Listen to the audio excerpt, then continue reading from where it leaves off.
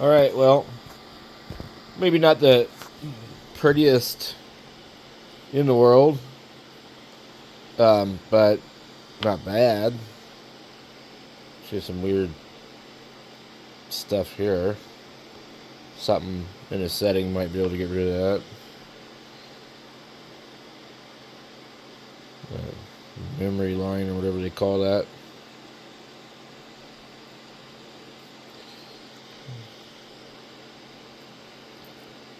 I printed them. I don't know what the total time was. 5 hours and 42 minutes at 50 millimeters per second. Completely normal settings. The only thing I think that has changed at all was the retraction from 5 millimeters to 1 millimeter on the Creality slicer. The E-steps have been checked. I did not recalibrate them. I can't remember now.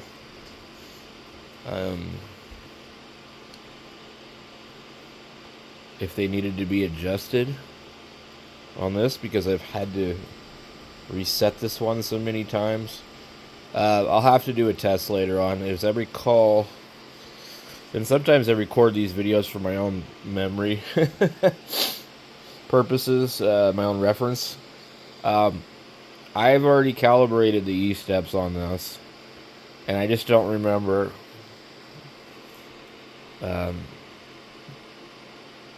but I think that it extruded absolutely perfect with direct drive and dual gear. I think the setting of the number of 93 in here produced, we mark 100 millimeters, let it extrude at a normal temperature, and it extruded 100 millimeters. So I don't recall needing to adjust this one. Maybe I did. I don't know. This one I know I definitely didn't have to, because it still has the same stock extruder. So basically the thing that's changed on this is just the location of it. This one here might not be the same, just because the fact that it is a dual gear, there's a little bit of change in how it rotates. I think somebody mentioned before something about, that particular process of the gear in there. But this one was perfectly fine. I remember doing this one. This one, I don't know. I can't remember. But anyway, so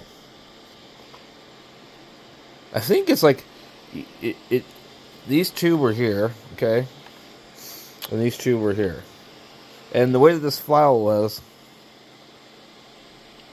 they were in a pair like this, and it wouldn't allow you to move these closer, which is normally what I would do.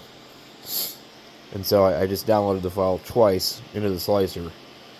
So these ones up near the front, they look better than the ones near the back.